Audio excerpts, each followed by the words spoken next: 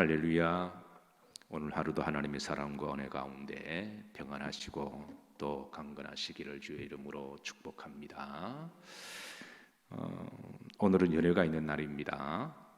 여러분들이 그동안 기도해 주셔서 1년 동안에 이제 서초지방의 감리사 사역을 잘 마무리하게 되고 이제 또 지방을 섬길 수 있도록 기도해 주셔서 감사를 드립니다. 특별히 이제 은혜 가운데 또 잘 마칠 수 있도록 여러분 기도해 주시기를 바랍니다. 기도해 주셔서 감사를 드립니다.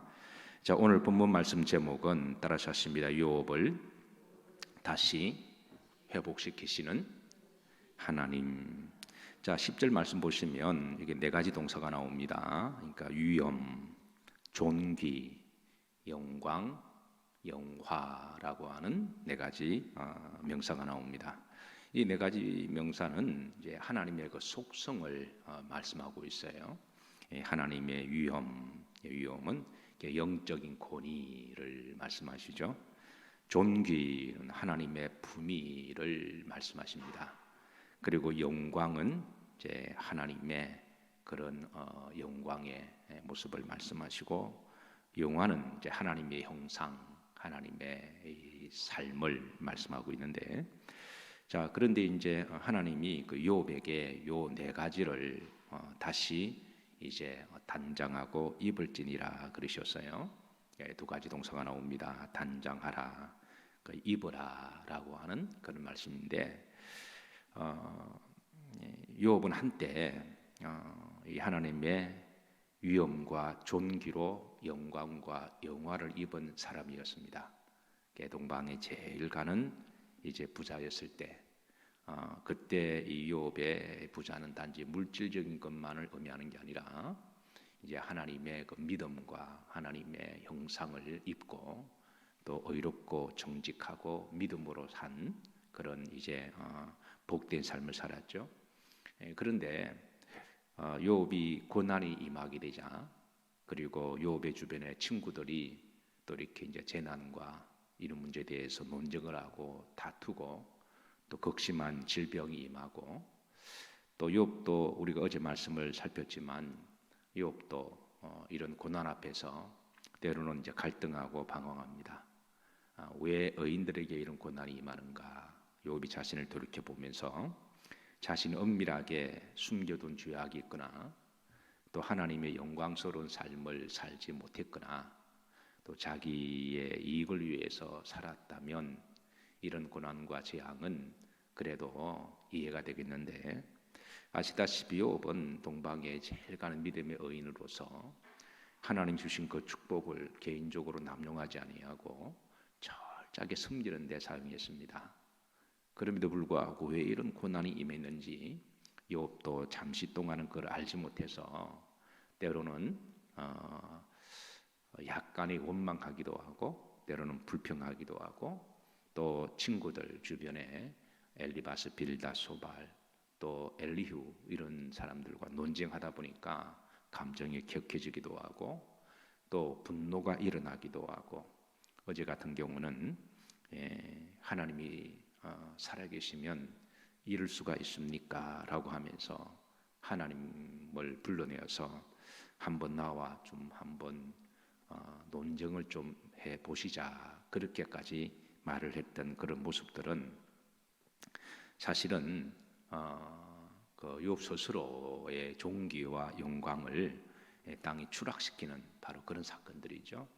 마치 하나님 아담과 하와를 처음에 창조하셨을 때에 아담과 하와를 하나님의 영광으로 영화스러운 존귀와 또 위엄을 입히셔서 그렇게 하나님이 만드셨는데, 죄가 들어옴으로 말미암아 인간이 추해지고 그리고 악해지고 그리고 이제 교만해진 이런 모습들과 똑같은 거죠.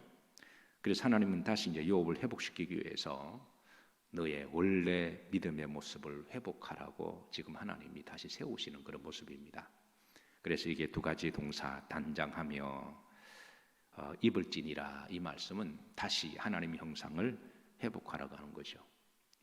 그래서 11절 말씀 보시면 너의 넘치는 못을 비우고 노를 넘치는 노가 한때 욥이 이 엄청난 재앙과 고난을 당하다 보니까 속이 분노가 가득 찼습니다.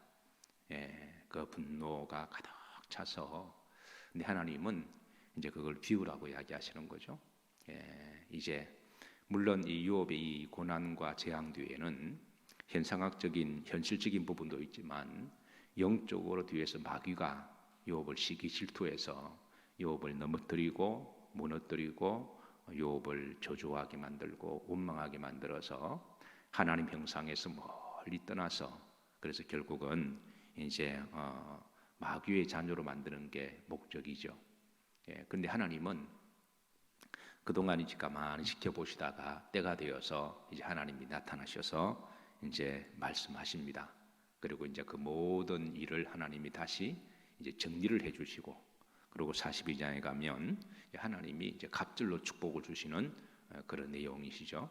그래 그런 내용 전에 하나님이 다시 욥을 믿음으로 회복시켜 주시는 그런 과정입니다.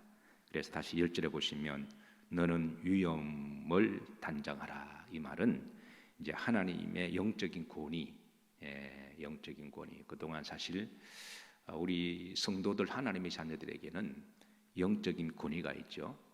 그런데 우리가 때로는 죄악으로 또 여러 가지 또 원망과 불평하면 요로 영적 권위가 다 이렇게 소실되게 되죠. 그리고 이제 존귀, 성도로 품위가 있습니다. 성도의 품위, 성도의 품위.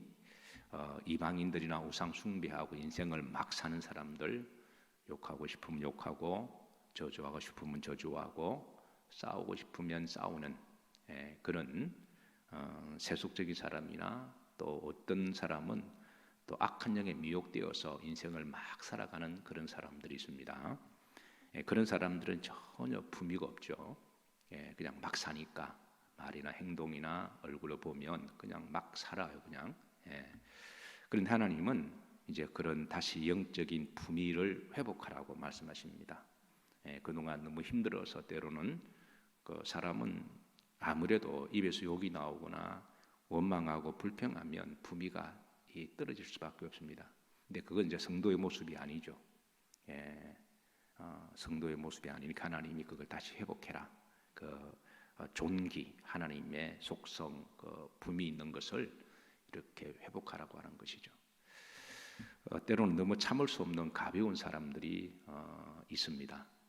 말이나 행동을 너무 가볍게 함부로 하고 그냥 하이에나처럼 낄낄거리면서 그냥 그렇게 살아가는 사람들은 성도의 모습이 아니죠. 그래서 하나님이 너가 종기로 단장해라. 종기로 단장해라. 그다음에 영광은 이 이제 사명의 삶입니다.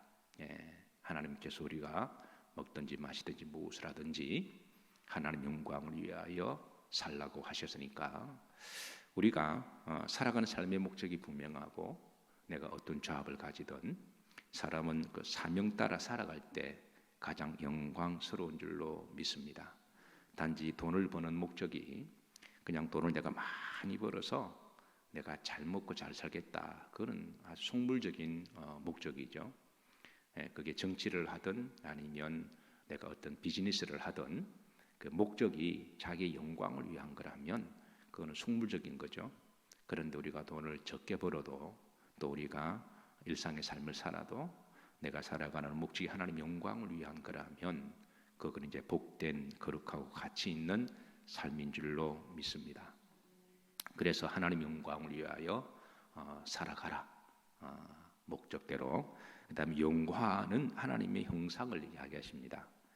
하나님 아담과 하와를 만드시고 우리가 우리의 모양을 따라 사람을 만들자 그렇게 했을 때에 원래 이제 이 사람의 모습 속 하나님의 형상이 있는데 욥이 그동안 너무 이제 엄청난 일을 당하다 보니까 잠시 그 하나님의 형상을 잃어버렸습니다.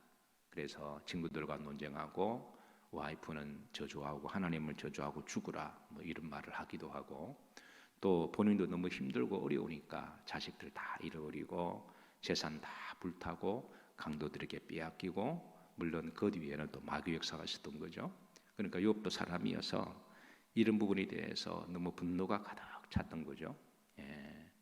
자, 그래서 11절에 보면 하나님이 이런 이제 욥의 그 상태를 아시고 너의 넘치는 노를 뭐하고 비우고 그런 것들이 있으면 원망하고 불평하고 누구를 탓하고 하나님을 따지려고 그러고 악하고 원수 같고 이런 부정적인 것들이 있으면 그런 것들을 다 뭐하고 비우고 하나님의 형상을 회복하고 그 다음에 11절 중간절에 보시면 자 어떠한 자를 교만한 자를 뭐하여 발견하여 모두 낮추되 교만한 자 욥 주변에 있는 교만한 자들을 말하기도 하지만 욥 안에 있는 교만한 것을 말하기도 합니다.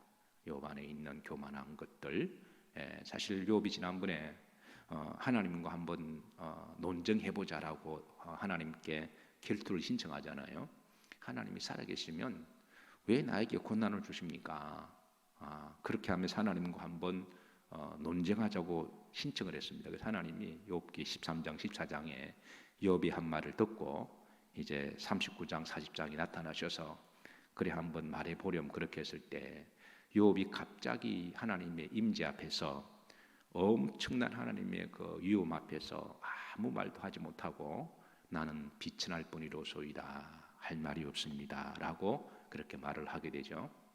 어쨌든 그 자체가 교만이었던 거죠. 그 자체가 교만이었는데 근데 하나님은 너 속에 있는 그런 것들이 있으면 모두 다 낮추라는 것입니다. 하나님 앞에 조금이라도 이 교만한 게 있으면 그거를 다 낮추라고 말씀하시고 12절 보면 모든 교만한 자를 발견하여 낮아지게 하며 내 속에 있는 조금이라도 교만한 게 있으면 그거를 다 찾아서 낮추라는 겁니다. 그 주변에 있는 교만한 자를 찾아서 낮추라는 말씀도 있지만 내 안에 있는 이 작은 교만한 불신앙, 원망, 하나님을 탓하고 이런 것들이 있으면 그거를 다 찾아서 낮추고 그 다음에 악인을 그들의 처소에서 뭐 할지니라 짓밟을지니라 그랬습니다. 내 속에 있는 악한 것들, 내 밖에 있는 악한 것들도 있지만 내 속에 있는 악한 것들, 부정적인 것들, 이런 것들 여기 사실 교만과 악인은 이건 마귀의 속성이거든요. 하나님의 속성은 위엄과 존귀와 영광과 영화입니다. 은혜고 감사고 근데 이 교만과 악인 이런 것들은 다 마귀의 속성이거든요. 그래서 그런 것들이 내 속에 있으면 그거를 다 낮추라고 말씀하시고 그리고 이런 부분들에 대해서 13절 이하로 보면 하나님이 때가 되면 이런 속성들은 반드시 심판하신다. 하나님은 이런 것들은 때가 되시면 원망하고 불평하고 누구를 탓하고 교만하고 악한 것들 분노와 악의가 가득한 것들 이건 다 마귀의 속성이기 때문에 그동안 욥과 욥의 친구들은 본의 아니게 이 마귀의 이 노름에 놀아났던 거죠. 그래서 하나님은 때가 되셔서 나타나셔서 다시 욥을 회복시키실 때 이런 것들을 다시 다 비우고 버리고 그리고 하나님의 존귀와 또 영광과 영화와 위엄을 다시 옷을 입고 다시 이제 하나님이 축복하실 때 이제 그렇게 다시 하나님께 돌아오라라고 하는 그런 말씀이기도 합니다. 사랑하는 성도 여러분, 오늘 한날 다시 한번 우리 속에 이런 것들이 있으면 다 이렇게 버리고 비우시고 또 하나님의 또 우리에게 주시는 위엄과 존귀로 단장하시고 영광과 영화로 입으셔서 하나님이 우리에게 축복하실 때 또 주신 사명을 잘 감당하는 또 성도의 삶을 살아가시기를 주의 이름으로 축복합니다. 기도합니다. 거룩한 성결 주의 전에 불러주셔서 감사를 드립니다. 이 시간 믿음의 주 온전케 하시는 우리 하나님 우리 예수 그리스도를 바라보게 하시고 오늘 욥을 다시 회복시켜 주시고 다시 축복하시듯이 하나님의 위엄과 또 존귀로 단정하게 하시며 하나님의 영광과 영화를 입게 하여 주시고 우리 속에 있는 혹 세상적인 것들 마귀의 속성적인 것들이 있으면 예수와 이름으로 다 버리게 하여 주옵시고 우리 속에 주의 거룩한 영으로 충만하게 하옵시며 오늘도 성도의 존귀한 자리에서 또 하나님 주신 사명 따라 살아갈 수 있도록 복되게 우리의 걸음을 인도해 주옵소서. 우리 주 예수 그리스도 이름 받들어 축복하며 기도하옵나이다. 아멘.